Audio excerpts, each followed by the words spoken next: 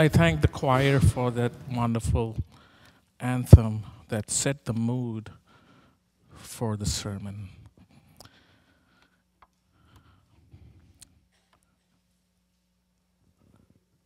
Two weeks back, I had a friend visit us as a family. We became friends when we started our undergraduate studies in the year 1989. He moved to the US long back, and we were not able to meet each other for over 15 years. Since he has moved to Dallas this summer, we had planned this particular moment. So this meeting was special to both of us. I had prepared chicken biryani, tandoori, naan, and other side dishes that goes with it. The kids settled themselves in front of the TV and started to watch their favorite TV show. And we four adults sat at the dinner table and started talking about our college days. And each memorable event that came up in our conversation led to the next and the next and the next. And ultimately, we just wanted to talk to our friends. So we decided to call through Skype. And we called different parts of the world where our friends are settled now. And finally, to India. We talked about my wedding, to which all of my friends were invited, and everyone attended. My parents had a long list of 1,000 names to invite. My in-laws, that are Sylvia's parents, had 2,000 names in their list. And I had over 100 of my friends in my list. As a custom, we have to go in person to invite each and every one. We were successful in doing half of it, but half of the list, and the rest we mailed it to them. Imagine the feast and festivity on the day of my wedding. We got married in the St. George's Cathedral of Chennai, Madras, built by the British in the year 1815, and it occupies a prominent place in the history of Christianity in India. Church of South India, the post-colonial mainline Protestant denomination, had its inaugural worship in this cathedral and marked the breaking down of ecclesiastical barriers between the Protestants of various traditions, which includes Christian Church Disciples of Christ. Sylvia and I decided to get married in this historical cathedral. This cathedral was so significant that everyone who was invited attended our wedding. Back to the dinner table.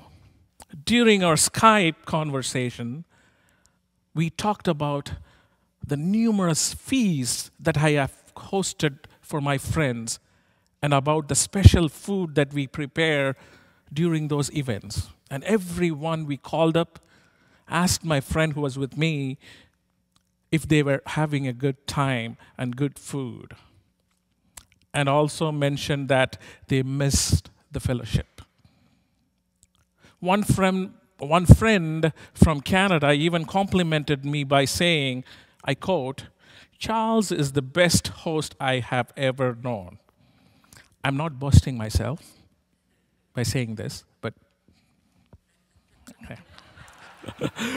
We had a great time talking for hours and hours and hours, and suddenly my friend's wife asked a question which brought in an uncomfortable silence over the table. She asked, "Everyone that we know have been your guests. You have invited everyone that we know, but how did you miss my husband in your wedding invitation list?" The way she asked froze my face. I felt a little uncomfortable counting, and I wanted to change the mood and the topic. So I intentionally switched to a different topic. And we were back enjoying and ended the evening on a good note. However, the question lingers in my ears even now. Luke, in this gospel, places such gatherings and feasts as the setting for Jesus' mission. Jesus was mainly preaching and teaching during these feasts. Meals or food or banquets played a significant role in the teaching of Jesus. Food or eating is a sign of life, and we know a sign of celebration too. The need for food was considered so paramount that Jesus included it in the model prayer, "Give us this day our daily bread." Jesus always blessed it, and he did it every time he broke bread with others. Jesus was a foodie, and his disciples inherited from him. As Jesus was very intentional in taking care of the physical needs of others, he insisted that his disciples are to be taken care of when they minister among them. And Jesus theologically believed that God will provide our basic needs, and he taught accordingly. But if we take a closer look at Luke 14, we see that Jesus is less interested in the food, the actual eating of the meal. Rather, he is more concerned about the composition or the organization or the fabric of the banquet. In a honor and shame culture from which Jesus comes from, lived in and ministered to, avoiding shame is a priority because public shame has substantial implications. This could negatively affect the family's bartering and marriage proposals. On the other hand, public honor may come for those who express public humility. To secure a prominent place, it is best for the host to prepare a list of people to be invited. However, the kind of list that Jesus suggests is a challenge to the honor system that was ingrained in the first century culture. It questions the type of caste system by which lists are prepared. But Jesus is prescribing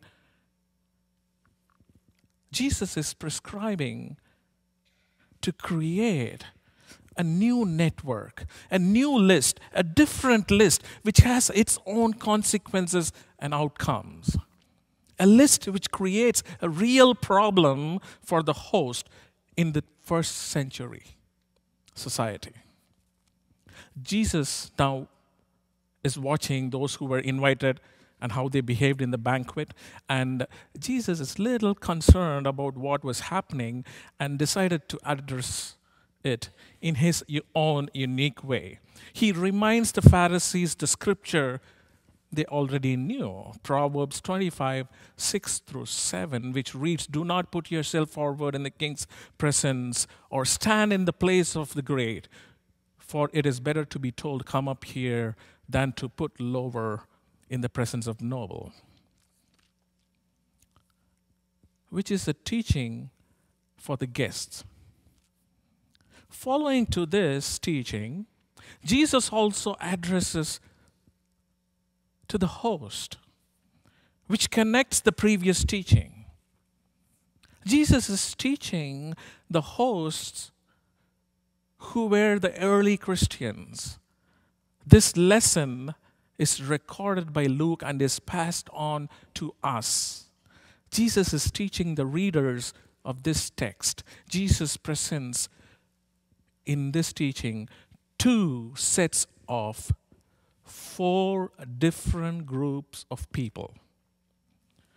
What I mean here is there are 2 sets of people, and each set consists of 4 different groups, 4 on this side and 4 on this side. The first set of people he prescribes look similar to those who were invited by King Herod for his birthday banquet: friends, brothers, relatives, and wealthy. When someone makes a list of people who they would like to be with them when they celebrate, the first to come into the mind is from this list. But Jesus says, stop. Don't include them. And gives another list, which is from Leviticus chapter 21, 17 through 23. I'm not going to read the whole thing, but you can read it when you go home. It's Leviticus chapter 21, 17 through 23. Jesus is presenting this list in his own words. I would like to elaborate both the list that Jesus prescribes from the Greek version of it. The first set of 4 groups. Group 1, philos, loved, deared, befriended, friendly, kind, one who practices what is good to us. Do not invite them. Group 2 on this side, adelphos, denoting unity. Delphius, womb, the one who is united with or through the womb, a sibling, a fellow of life based on identity or origin, members of the same tribe or country, brotherhood, sisterhood. Don't invite them. Group 3, sojournes, fellowship, and genos, offspring, family, kinsman, kinswoman, a relative, or one of the same family. Never include them. Group 4, plusios, the wealthy, abundance, riches, means the rich and the wealthy, the one who are happy, prosperous, and lacking nothing. People who are rich in something, abounding, or those who have abundance or richly provided. Avoid them. Rather, Jesus gives a list to include. Let us take a look at the second list. Group 1, patochios, to crouch. Those who are crouched, cower like a beggar. Poor, helpless. Someone in abject poverty, utter helplessness, and in complete destitution. Therefore, a beggar, those destitute of the necessities of life and subsisting on the alms of others. Those who may be poor but earn their bread by daily labor, low, humble, people of low estate, the afflicted and distressed. Include them in your invitation in the beginning, in the first.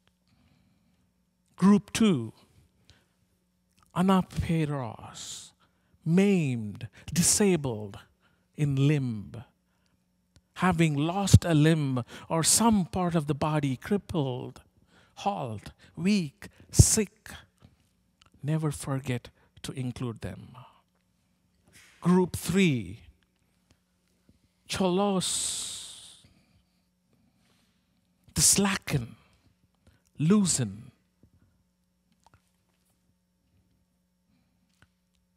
lame. Jesus says, make it a point to have these people in your list. Group 4, to philos, to envelop with smoke. People unable to see clearly. People who are blind, include them. These terms and names and groups have inner meanings that we all are aware of. Jesus is teaching the guest and the early Christians, and this teaching is recorded by Luke and passed on to us. Jesus is teaching the readers, that is us. Jesus is not telling a story here, but he is directly addressing to those who were present in the banquet. Jesus is addressing to those who have the control over the list of people to be invited. He is talking to those who have control over the rules of the game. Jesus is addressing the patronage system prevalent in the first century. Jesus is prescribing new rules for the game. He subverts the human social system that often works for the haves and further weakens the have-nots. This prescription demands to mirror Jesus' kingdom, which is more inclusive in nature. This list is big and has its own meanings, which are familiar to us and also relates to us in some way. That is the reason we are here. One does not live by bread alone, too, is Jesus' argument. Here Jesus is addressing a crisis in this modern world where democracy rules, inclusiveness is proclaimed, but it is not all. The list is not perfect. We are the guests and also the hosts, the representatives of the host, the representatives of God's kingdom. We prepare a list, we list the rules of the game, and we include us in the list and in the game. However, is the list perfect? Does the rule enable everyone to play the game? God has prepared this feast and has sent out an open invitation, and we are here. But look around you. Is someone we know missing this feast? Or to put in another way, everyone here is familiar to each of us. We know each other very well. We know everyone who is present here. And is that a perfect list? Did we miss what Jesus was emphasizing?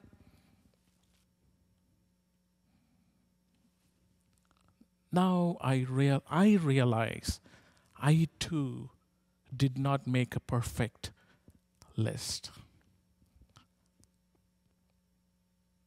I did miss to include someone. And finally, I wanted to put forth this question for all of us. Are we all included in the prescribed list?